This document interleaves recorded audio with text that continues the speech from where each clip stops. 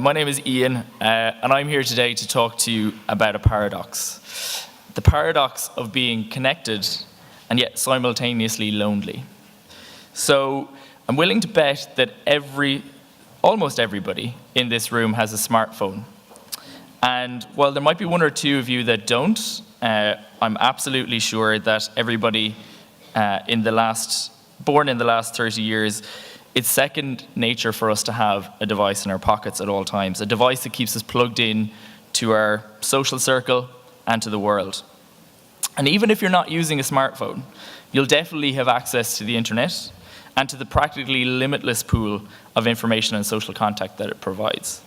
We're now living in a future that would be practically unimaginable to the thousands of generations of people that have come before us. The internet, as we currently understand it, the communications technology on which it's based, and the social media networks which it's enabled, already they feel like second nature to us. They're like a natural and permanent part of our world. But of course, evolutionarily speaking, they're still brand new. If you look at the modern human brain, it hasn't changed all that much since we used to live in tiny tribes in the jungles and forests, before we had countries or societies or governments, when we lived or died on the quality of our connection with one another. So in terms of adapting to the new world these technologies make possible, we've barely even begun. There's a meme that goes around every once in a while, and it varies in content, but it's the one with a few lines of text asking, what would you do if you met a person from the past and you wanted to really blow their minds? Well, the answer, of course, is to tell them that not only that you have in your pocket a device more powerful than the computer used to land on the moon, but that we mostly use it to augment our Snapchat selfie with the golden butterflies filter. We spend so much time trying to connect. Little bits of time slip away to form much larger black holes of mindless consumption. So the compulsion to refresh a feed is a reflex, without any logic or reason, in search of new information, entertainment, or connection, driven by distraction, FOMO, or a combination of both. I often run a very lazy, informal cost-benefit analysis in my head. I know I'd probably get as much benefit from a quick, focused browse of Facebook than a mindless, extended scrolling consuming every last scrap of content I'm fed. I know it's a case of time spent versus time well spent, but I'm powerless to act, or am I? There's always a gulf between what a new technology makes possible and the human needs and desires that shape how we actually use it. Jigsaw, the organization that works with young people around mental health, report that isolation is among the top 10 issues young people describe to them when they come to talk to them. That's what I mean when I talk about a paradox at the heart of the communications revolution that we're living through now. How can we, the most technologically connected generation who's ever lived, we who can access almost everything and everyone we know at the touch of a button and in the blink of an eye, how can we possibly be lonely? How can so many of us feel so disconnected from our communities, so distant from our neighbors? You've probably heard variants of these questions 1,000 times before, and in response, you've probably heard the same lazy answers. Answers that somehow look to pin the blame on social media, that paint all new technology as something bad or compromising or of who we're meant to be, or that just accuse the new generation, us, everybody in this room, of being shallow and less interested in connecting than those that came before. And it's easy to roll your eyes when you hear a really simplistic explanation like that. You can dismiss it with confidence because you know that person who says that is ignoring so much of the good that comes from living in a more connected world. I mean, who'd really want to go back to an older time when if someone emigrated, your brother or sister, meant you mightn't hear their voice or see their face for months or years or even possibly ever again?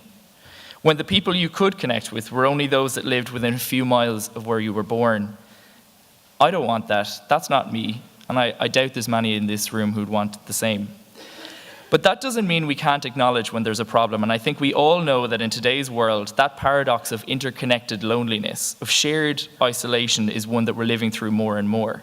Now, being alone is different to being lonely. Being alone is important. It gives us the time to think. It gives us the time to reflect or to be creative. It's when we find ourselves in undesired or unwanted or even accidental isolation that it can turn into a social pain that we call loneliness. All throughout history, feeling like you belong has been one of the most fundamental needs, and until quite recently, belonging was something quite simple.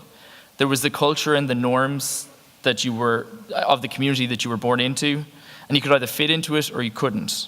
There were no other options. Not necessarily fair, not necessarily decent, but simple. A simple reality that's been completely blown apart in quite a short space of time. Nowadays, technology gives us each of us a million different ways of potentially belonging. Countless communities to join and value systems from all over the world we can plug into and adopt as our own.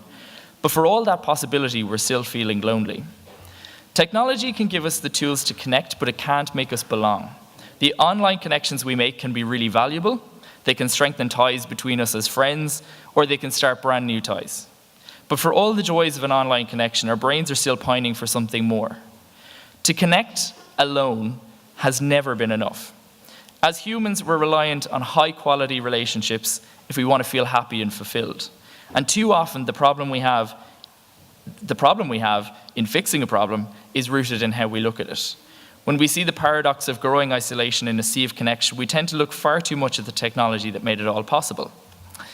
If we're going to tackle the paradox of connected loneliness, we're going to have to do so by focusing on how we alter our own behavior. Remembering that technology of all kinds is first and foremost a tool that can be manipulated, a tool that's meant to make it easier to pursue the things we know we need, rather than redefine our basic needs as human beings. Of course, communications technology will continue to develop. We live in a dynamic environment that's moving forward all the time, but we should never assume that the forward march of innovation has to follow a predetermined path. Our technology should always be informed by our values, and the functions should always be those we choose to delegate. We're on the verge of a major tipping point in the way we interact with tech. The Internet of Things has the potential to bring about serious change in the way that technology works for us, but only if we can manage to manipulate devices and software into distracting and controlling us less. If we can, the possibilities to free up our time and focus are enormous, but they're only that, possibilities. And a more connected technology is only useful if it services a more connected human experience.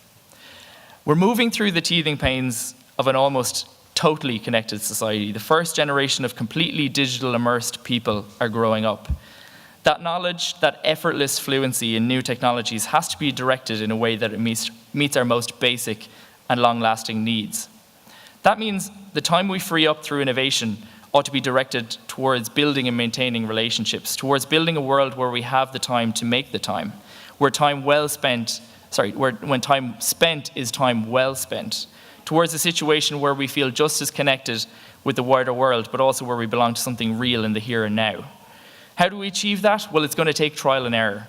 We can never be entirely sure what the future holds, but I'd hope that as the reality of almost total connectedness begins to really sink in and become an unremarkable part of our day-to-day existence, we'll again learn to refocus, and that we'll learn and find a new way to be connected, different from the old days of fitting in or being an outcast, and different too from the current experience where too many of us think our online connections can alone be enough.